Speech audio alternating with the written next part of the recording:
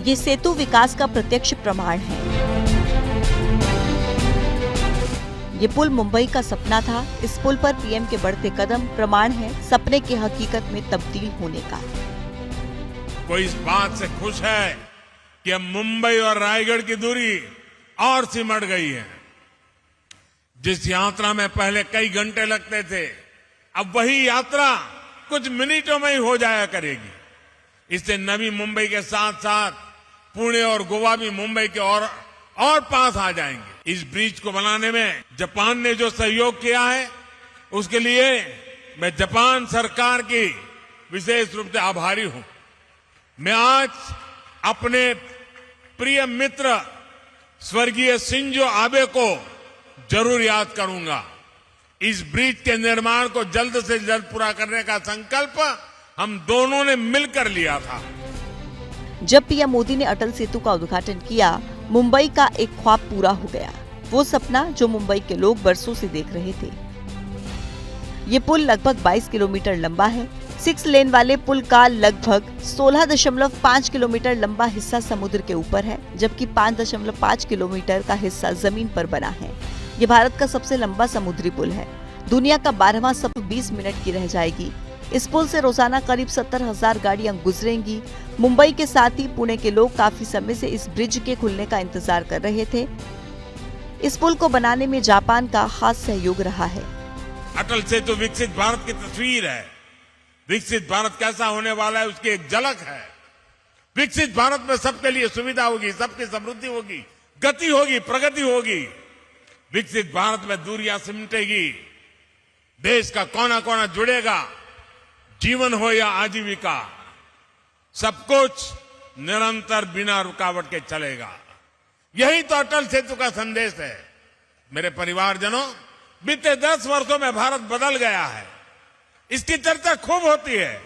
बदले हुए भारत की तस्वीर तब और साफ हो जाती है जब हम 10 वर्ष के पहले भारत को याद करते हैं। अटल सेतु बनने से मुंबई की नवी मुंबई, पुणे, गोवा और दक्षिण के राज्यों की तरफ जाने वाले लोगों को सहूलियत होती। पीएम मोदी ने ही 2016 में इस पुल की आधारशिला रखी थी।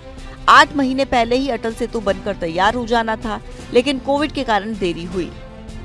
यह सेतु अटल जी के नाम की तरह ही अटल और मजबूत है।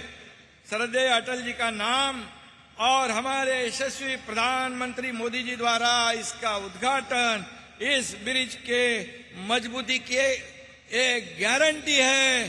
जैसे देश में मोदी गारंटी चलती है, वैसे ये ब्रिज भी अभी और मजबूत हो गया है। अटल सेतु का उद्घाटन आदरणीय प्रधानमंत्री जी के हाथों से हुआ है और ये अटल सेतु इसलिए हो पाया क्योंकि इस देश में मोदी राज आया।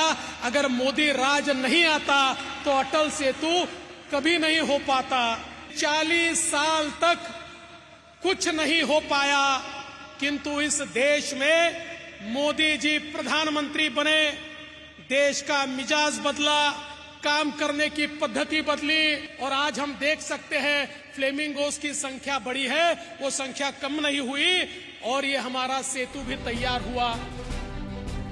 7 साल में बने अटल सेतु में सुरक्षा के पुख्ता इंतजाम किए गए हैं। पुल पर आर्टिफिशियल इंटेलिजेंस तकनीक से लैस 190 कैमरे लगाए गए हैं। ब्रिज के निर्माण में परमाणु रिएक्टर में इस्तेमाल होने वाले मटेरियल इपोजी रेक्सिन का भी इस्तेमाल हुआ है।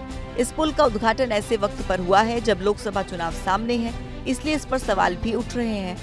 जो योजनाएं हैं, ये परियोजनाएं हैं, ये राष्ट्र हित में और जनता के हित में बनी है और बहुत दिनों से उनका लोकार्पण पेंडिंग था, क्योंकि जब तक चुनाव नहीं आते तब तक प्रधानमंत्री को टाइम नहीं मिलता। हमने बार बार ये सवाल पूछा था कि सब कुछ तैयार है और प्रधानमंत्री को टाइम नहीं, तो आप जनता के लिए खुला कर दीजिए। लेकिन बीजेपी की एक भूमिका होती है, जब तक प्रधानमंत्री को टाइम नहीं तब तक कोई भी योजना लोगों के सामने या लोगों के काम के लिए मंजूर नहीं की जाती। तो अभी हो गया है। इन सवालों के बीच मुंबई की रफ्तार को पंख लग गए हैं। अटल सेतु अब मुंबई की नई पहचान है।